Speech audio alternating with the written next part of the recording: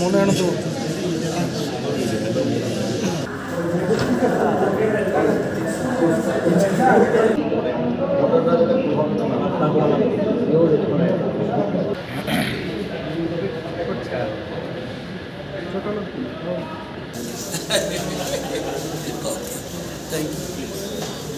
BJP প্রার্থী জয়ীর সম্ভাবনা তা তো সবাই জানেন।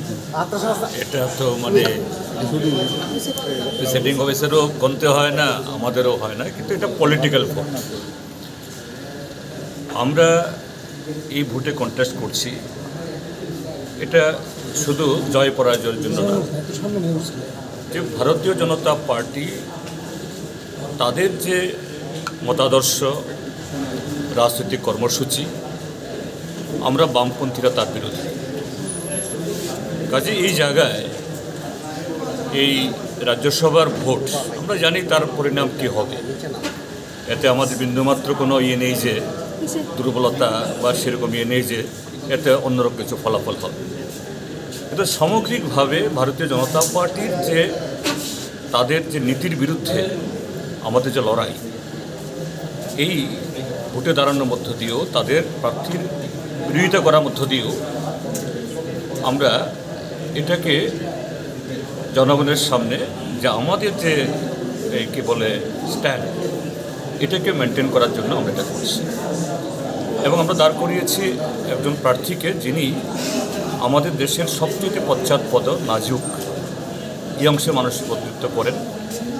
যেহেতু আমাদের যে সংসদের যে দুটি কক্ষ, উচ্চকক্ষ নিম্নকক্ষ, এটা উচ্চকক্ষ, এটা নিম্নকক্ষে ইতিমধ্যেই একজন সাধারণ অংশের আরেকজন শিডিউল ট্রাইব অংশের আছেন।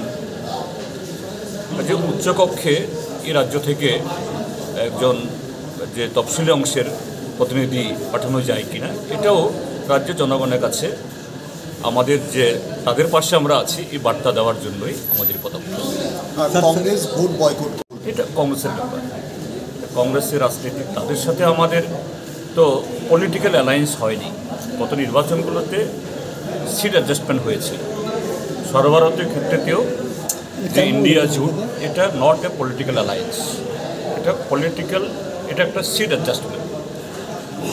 এবং কোন শর্তে বা কোন ইস্যুতে দেশের সংবিধান এবং গণতন্ত্র রক্ষার স্বার্থে আমরা গত বিধানসভা ভোটেও সিট অ্যাডজাস্টমেন্ট করেছি, গত লোকসভাতেও করেছি, এবং পঞ্চায়েতে স্টেট লেভেলে হয়নি, স্থানীয়ভাবে এগুলো হয়েছে, আমরা বলেছি এগুলো।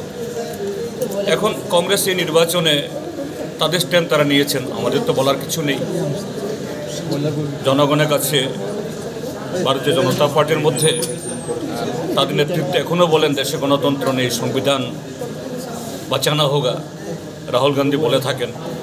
এখন ত্রিপুরাজ্যের কংগ্রেস তারা এটা মনে করে কি না জানা, ত্রিপুরাজ্যের বিজেপি খারাপ, এই ভালো, আর দেশের বিজেপি খারাপ, এরকম কোনো চিন্তাভাবনা তাদের মধ্যে এসছে কি না এটা তো আমি বলতে পারবো না, এটা তাদের ব্যাপার।